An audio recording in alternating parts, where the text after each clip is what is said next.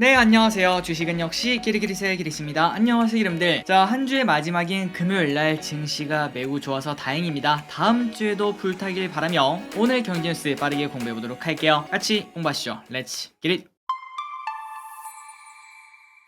첫 번째 뉴스를 보도록 하겠습니다. 오늘 MSCI 반기 리뷰가 발표가 되었습니다. 지난번에 우리가 공부했던 거랑 뭐가 바뀌었는지 빠르게 보도록 할게요. MSCI 반기 리뷰 현대중공업만 편입, 편출 종목 무. 우리가 지난번에 공부했을 때는 현대중공업이랑 그 다음에 KT 이 두 가지가 들어간다고 했는데, 하지만 이번에 외국인이 KT를 많이 사면서 KT는 편입이 되지 않았고, 그런데 그 와중에 현대중공업은 유일하게 편입이 되었다고 합니다. 그리고 플러스 SK텔레콤은 외국인이 크게 매수해서 편출 가능성이 존재한다 이런 말이 있었는데, 이번에는 편출 종목이 없는 것으로 나타났다고 합니다. 그리고 이 변경된 지수는 오는 6월 1일부터 적용돼 MSCI 지수를 추종하는 패시브 펀드는 오는 5월 31일에 리밸런싱에 나설 예정이며, 그러니 MSCI 투자법을 한다면 지금부터 5월 31일까지 투자하는 그러한 방법이라고 볼 수 있겠네요. 또한 NH투자증권에 따르면 현대중공업 같은 경우는 이번 편입에 따른 예상 유입 자금은 1360억으로 지난 12일 종가 기준 현대중공업의 시가총액은 11조이기 때문에 뭐 그렇게 엄청나게 많다 이렇게 보긴 어렵겠지만, 그래도 지금 같은 장에 1000억 원이라는 패시브 자금이 들어간다는 것은 충분히 큰 장점이 될 수 있겠죠. 장이 안 좋으면 안 좋을수록 이러한 모멘텀이 있는 종목들이 조금 더 좋을 확률이 분명 존재할 것 같습니다. 그래서 지난 3월 24일 그때 방송이랑 한번 비교를 해보도록 하겠습니다. 과연 지금까지 어떤 흐름이 나왔는가? 그때 당시에 이런 뉴스가 있었네요. 5월 MSCI 정기 변경, 현대중공업 편입 가능성 높아, 그리고 KT도 유력 후보. 그런데 이때 우리가 공부했을 때 현대중공업은 편입이 될 것이고, 그리고 KT 같은 경우에는 외국인이 크게 매수하면 편입은 되지 않을 거다 이런 얘기가 나왔었죠. 한이길이 그러면은 KT 같은 경우에는 양날의 검이잖아. 우리가 MSCI 때문에 투자했는데 만약에 편입 안 되면 어떡해? 그런데 우리가 그때 확인한 바로는 어차피 외국인이 지속적으로 매수를 하기 때문에 편입이 되든 안 되든 KT의 주가는 올라 있을 거다. 그러한 투자 아이디어를 공부한 바 있었습니다. 과연 그 결과는 어떻게 되는지 보도록 할게요. 자, 그때 당시가 이 검은 선 두 줄입니다. KT와 현대중공업의 차트를 봤더니 둘 다 올라 있는 걸 확인할 수 있고, 그리고 현대중공업 같은 경우에는 그때부터 거의 한 달간 4월 중순까지는 진짜 많이 올랐다가 최근 들어 장이 안 좋아서인지 아니면 다른 이유가인지 모르겠지만 지속적으로 하락을 해 거의 상승분을 반납하는 걸 볼 수 있습니다. 그러니 지금 가격은 만약에 그때 샀으면은 보합보다 조금 플러스라고 볼 수 있겠네요. 그런데 그 반면 KT 같은 경우에는 그때 당시에 주가가 쭉 오르고 그때부터는 박스권을 만들고 있는데요. 그래서 아직도 저 길이 기억납니다. 한 분이 댓글로 이렇게 남겨주셨어요. 한이길이 내가 MSCI 투자법을 공부를 해서 현대중공업에 투자할까 KT에 투자할까 이런 고민을 하다가 결국은 KT를 골랐는데 나는 진짜 똥손이야. KT는 가만히 있는데 현대중공업은 맨날 올라오더라고. 이렇게 말씀하신 분이 계셨습니다. 자, 그렇다면 그때 시점이 언제일까요? 바로 4월 중순쯤이라고 볼 수 있겠죠. KT 같은 경우는 한 열흘 정도 오르고 그때부터 멈추고 살짝 빠지는 흐름을 나타냈는데, 그 반면 현대중공업은 하늘 높은지 모르고 쭉쭉 올라왔기 때문에 그때 당시 몇몇 기분들은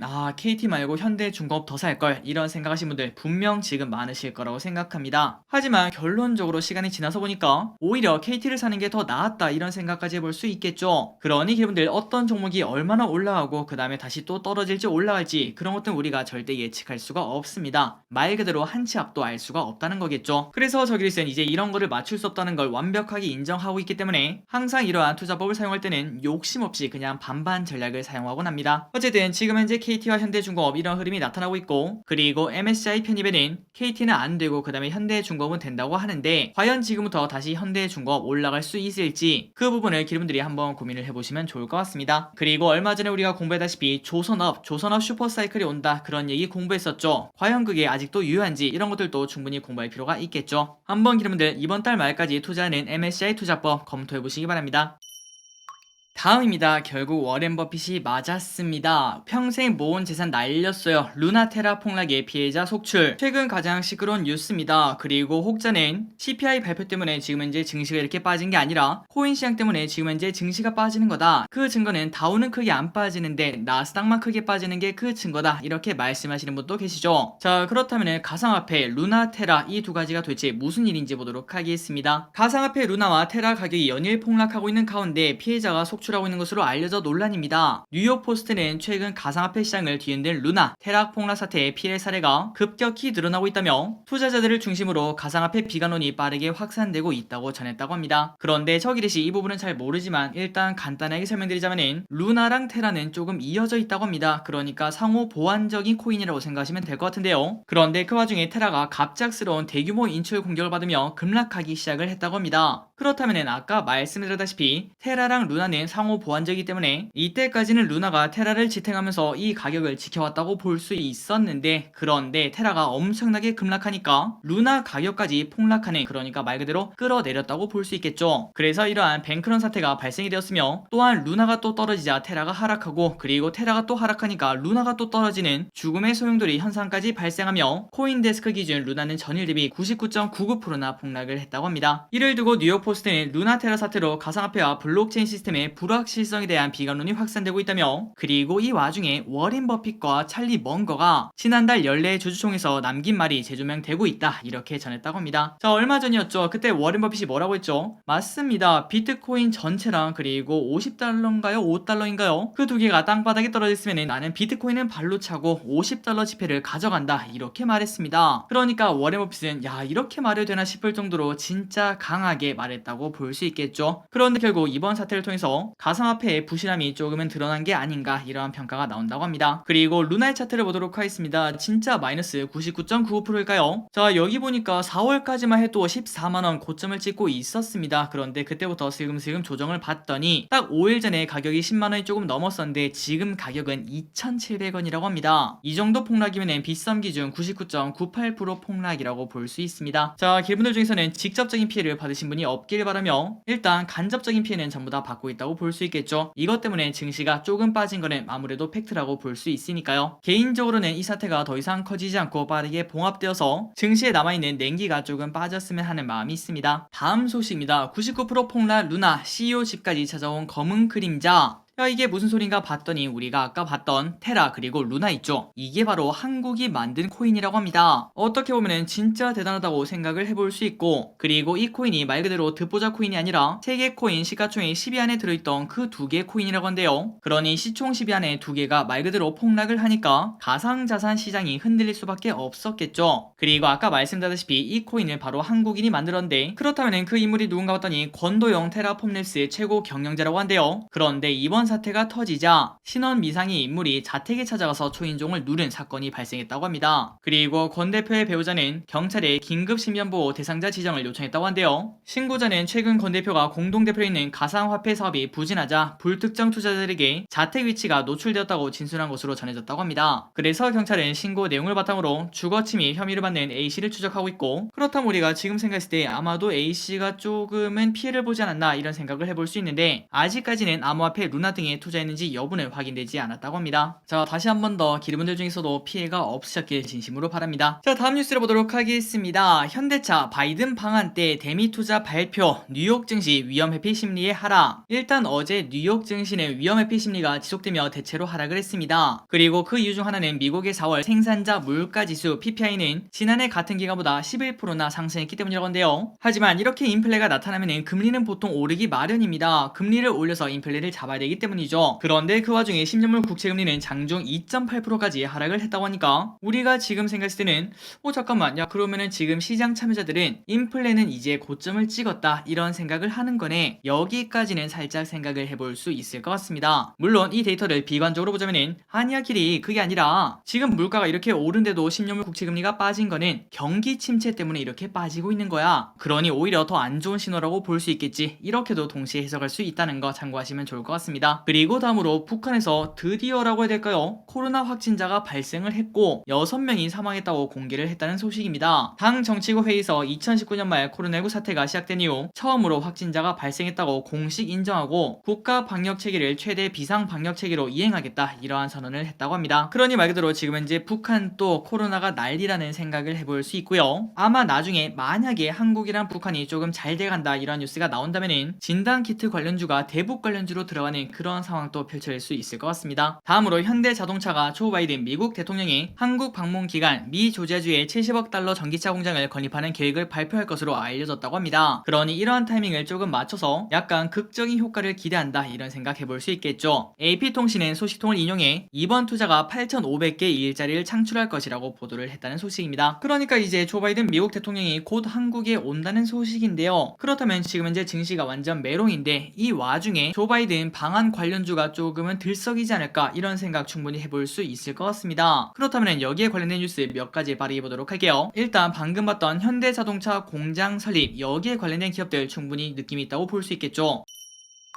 그리고 두 번째, 백악관에서 이런 말을 했다고 합니다. 바이든 대통령 방한 시 비무장지대 방문 검토 중 역대 미국 대통령들의 DMZ 방문은 방한 단골 코스 중 하나였다고 합니다. 분단과 군사적 대치를 상징하는 지역을 몸소 방문함으로써 한국 방위에 대한 철저한 약속을 부각시키려는 의도라고 한대요. 그리고 이번 조 바이든 미국 대통령이 이달 말 한국을 방문할 때 DMZ를 방문하는 방안을 검토 중이라고 밝혔다고 합니다. 그래서 이번 바이든 대통령이 DMZ를 방문할 경우에는 북한이 ICBM을 비롯한 각종 미사일 시험 발사를 이어가고 그리고 사실상 7차 핵실험을 예고하는 등 한반도 긴장이 고조된 상황에서 어떤 메시지를 내놓을지 주목이 된다고 합니다. 만약에 여기서 약간 호의적인 이야기 그리고 뭐 대화를 하자 그런 얘기가 나온다면은 아까 말했던 진단키트가 올라가는 그런 상황이 펼쳐질 수도 있겠네요. 그리고 다음으로 오늘 갑자기 급등하는 기업들이 있었습니다. 이 기업들은 일단 저 기리스는 한 번도 공부해본 적이 없고요. 그렇기 때문에 이 주식을 추천하는 게 아니라 지금 현재 이러한 섹터에 돈이 몰리고 있다 이 정도로만 참고하시면 될 것 같습니다. 저 기리스는 위 기업들을 단 한 번도 깊게 공부한 적이 없다는 거, 시가총액이 얼마인지도 모른다는 거 참고하시면 될 것 같고, 그렇다면 어떤 기업이 있는가 봤더니 일단 첫 번째 광명전기라는 기업이 있다고 합니다. 24%나 올랐다고 하는데, 그렇다면 이 기업이 뭔가 봤더니 바이든이 삼성 반도체 공장에 방문한다 이러한 소식 때문에 여기에 관련된 광명전기가 좋은 흐름을 나타냈다고 합니다. 그리고 플러스 KB오토시스라는 기업도 20%나 오르고 있는데, 이는 우리가 처음 해봤던 현대차 전기차 공장에 관련된 기업이라고 볼 수 있겠죠. 그러니 기업들 이러한 모멘텀이 어디로 튈지 모르겠지만 우리가 지속적으로 공부할 필요는 있어 보입니다. 다음입니다. 지금 현재 환율이 난린데요. 그런데 지금 환율이 조금 오버슈팅이다 이러한 시각이 나왔다고 합니다. 환율 1,300원의 과도한 상승, 과거 위기와 다르다. 하이투자증권의 원달러 환율의 지속적인 상승과 관련해 우리나라 경제 펀더멘탈을 고려해보면 1,300원대 환율은 과도한 상승 국면이라고 밝혔다고 합니다. 박상현 하이투자증권 연구는 이렇게 말했습니다. 지난 12일 원달러 환율이 1,288.6원을 기록하며 글로벌 금융위기 국면이었던 2009년 수준에 근접했다며 미국 연준의 금리 인상, 에너지 가격 불안, 미국 4월 소비자 물가에 대한 실망감 등이 원화의 약세 요인이라고 설명을 했습니다. 그런데 환율이 급등했던 코로나 초기나 글로벌 금융위기, 이때는 국내 경제 성장률이 마이너스였지만 지금은 2%대 후반대 성장이 예상되고 있기 때문에 분명한 차이가 있다 이러한 주장을 했습니다. 그래서 위에 말했던 미국 연준의 금리 인상, 에너지 가격 불안, 미국 4월, 미국의 인플레에 대한 실망감 이런 것들만 해소가 된다면 환율은 1,300원 안착보다는 1,200원대로 하향 안정될 것이라며 환율 1,300원이 또 다른 위기 국면에 진입이라는 공포 확산을 경계해야 된다 이렇게 말했다고 합니다. 그러니까 이 기사를 바탕으로 보자면 지금 환율은 오버슈팅이다 1,200원대로 다시 내려가 된다 이렇게 본다는 거겠죠. 그리고 우리가 지난번에 공부했다시피 최근 10년 차트를 봤을 때 이때까지 환율은 오버슈팅을 하고 난 다음부터 그때부터는 지속적으로 하락하는 걸 우리가 체크할 수 있었습니다. 물론 지금 봤을 때 환율이 지속적으로 우상향은 하고 있지만 그럼에도 이 차트를 봤을 때는 이제는 좀 잠잠해져서 다시 또 바닥권으로 떨어지지 않겠나 이렇게 볼 수 있다는 거겠죠. 물론 이 타이밍을 우리가 하루하루 맞출 순 없겠지만 저 기릿의 생각으로는 그리 멀지는 않았다고 개인적으로 생각합니다. 다음입니다. K카 중고차 안 보고도 믿고 산다. 사상 최대 매출 행진. 국내 최대 직영 중고차 기업인 K카가 매 분기 사상 최대 매출을 경신을 하고 있다고 합니다. 차를 한 번도 보지 않고 온라인으로 차를 구매하는 비중도 50%를 육박하고 있다고 한데요. 그런데 거기에서 고객 신뢰가 떨어지는 게 아니라 두터워지고 있다는 평가를 받는다고 합니다. 그런데 우리가 조금 궁금합니다. 어떻게 차를 한 번도 안 보고 살 수 있는 거지? 그런데 그 이유가 있다고 합니다. 3일 책임 환불제를 도입해 구매 문턱도 낮췄다고 합니다. 그러니까 차를 받은 다음에 3일 동안은 환불을 해주겠다는 소리겠죠. 그래서 이러한 이유 때문에 굳이 차를 가서 볼 필요가 없고, 하지만 차를 받아본 이후 만족도가 높아서 환불을 요구하는 사례도 드문 것으로 알려졌다고 합니다. 다만 K카의 올해 1분기 영업이익은 130억 원으로 전년 동기 대비 23%나 급락했습니다. 그 이유는 반도체 부족 등 신차 시장의 수급 불균형으로 인한 카플레이션 탓이라고 볼 수 있다고 한데요. 그런데 증권가는 K카의 수익성 하락은 수요 감소로 인한 일시적 현상이라며 2분기부터는 정상화될 것이라고 말을 했다고 합니다. K카의 주봉은 이런 식으로 생겼고, 지금 현재 가격은 상장 초기 가격까지 돌아가는 걸 확인할 수 있었습니다. 다음입니다. 이번 주에 진행했던 가온칩스 IPO 흥행에 성공했다는 소식. 7.6조 원이나 몰렸다고 하네요. 시스템 반도체 디자인 솔루션 기업 가온칩스가 일반 투자자 대상 공모청약에서 2000대 1이 넘는 경쟁률을 기록하며 흥행에 성공했습니다. 이달 들어 SK쉴더스, 원스토어, 테린페이퍼 이러한 기업들이 상장 계획을 처리한 가운데 가뭄의 단비로 이뤄진 흥행으로 시장에 관심이 집중되고 있다고 합니다. 최근 공모주 시장 분위기가 침체된 상황 속에서도 많은 투자자들이 삼성 파운드리와 ARM의 최고 파트너사로 선정된 가온칩스의 독보적 기술력을 높이 평가해 적극적으로 투자에 참여했다며 시장 여건이 좋지 않음에도 불구하고 성공적인 수혜책에 이어 일반 청약에서도 큰 성과를 보이며 다시 한번 가온칩스의 경쟁력을 증명했다고 합니다. 그리고 가온칩스는 오는 16일 납입을 거쳐 20일날 코스닥 시장에 상장할 예정이니까 그때 우리 또 잘 팔아보도록 해요. 다음입니다. 삼성전자가 새로운 산업에 이제 뛰어든다는 소식입니다. 그건 바로 6G. 삼성전자가 5G를 넘어서는 차세대 이동통신 6G 기술 연구에 본격 나서고 있다는 소식. 차세대 통신 사업은 이재용 삼성전자 부회장이 미래 성장 동력으로 직접 챙기는 분야라고 한데요. 선제적으로 투자에 나서서 기술 패권 경쟁을 주도하겠다 이러한 판단이 된다고 합니다. 그리고 삼성전자는 6G 기술인 모든 것이 연결되는 초연결 경험을 사람들에게 제공할 것이라며 바로 지금이 6G를 준비할 적절한 시기라고 강조를 했습니다. 또한 한 교수는 이렇게 말했습니다. 6G 시대에서는 통신의 주체가 인간에서 무인 자동차, 드론, 로봇, 스마트 팩토리 등 이런 쪽으로 확장을 하면서 상상할 수 있는 모든 만물들이 초연결된 세상이 열릴 것이라고 말을 했다고 합니다. 그러니까 지금까지는 우리가 통신하면은 사람과 사람이 통신하는 거잖아요. 그런데 이제는 사람이랑 기계 그리고 기계랑 기계가 통신하는 그러한 시대가 열린다는 뜻이겠죠. 그리고 이재용 부회장도 통신도 백신만큼 중요한 인프라라고 말한 바 있다고 합니다. 다음 소식입니다. 오늘 NC소프트가 10%나 오르고 있습니다. 과연 지금 사도 될지 그런 거 한번 보도록 할게요. 마지막 리니지로 깜짝 실적 찬치 윈터 이즈 커밍. 잠깐만, 윈터 이즈 커밍은 조금 안 좋은 말입니다. 그러니까 지금 실적이 잘 나왔지만 앞으로는 조금 안 좋아진다 이런 느낌이 오는데요. 한번 보도록 할게요. 김택진 NC소프트 대표는 지난해 8월 리니지 W의 24년 만에 노하우를 집대성했다 이렇게 말했습니다. 그런데 그의 말대로 리니지 W는 NC소프트의 구원투수가 되었다고 한데요. 지난해 아쿠아일로를 걷던 NC소프트의 실적이 리니지 W 출시 후 반등해 1분기 역대 최고를 기록을 했다고 합니다. NC소프트는 올해 1분기 연결 기준 매출 7,900억, 영업이익 2,400을 기록해 지난해 같은 기간보다 각각 54%, 330%나 증가를 했으며 다만 리니지 W 출시 초기보다는 아쉬운 성적이라고 합니다. 이거는 당연히 어쩔 수 없겠죠. 그런데 NC소프트는 연말 NFT를 적용한 리니지 W를 북미 유럽에 선보여 성장세를 이어간다는 방침을 가지고 있습니다. 그런데 여기서 아쉬운 점이 있다고 하는데 바로 출시 일정이 3분기에서 4분기로 밀렸기 때문에 2, 3분기 신작 공백이 생긴다는 거. 그러니까 그때는 조금은 윈터가 오지 않겠나, 윈터 이즈 커밍 아니겠는가 이렇게 볼 수 있다고 합니다. 그리고 4분기에는 PC 콘솔 신작 TL 이 게임도 출격을 한다고 하니까 일단은 4분기에 모멘텀이 존재한다고 볼 수 있는데 과연 2, 3분기 그동안 실적을 계속 찍히는지 안 찍히는지 우리가 실적을 계속 확인을 해봐야 될 것 같습니다. 그래서 NC소프트 오늘 현재 주가가 무려 10%나 오르고 있습니다. 저점에서 올라오는 매우 강한 양봉이기 때문에 조금은 의미 있다고 볼 수 있겠지만 만약에 이게 윗꼬리가 조금 길게 달린다면 많이 아쉬운 차트로 변한다고 볼 수 있겠죠. 일단 오늘 마무리까지 잘 되었으면 좋겠습니다.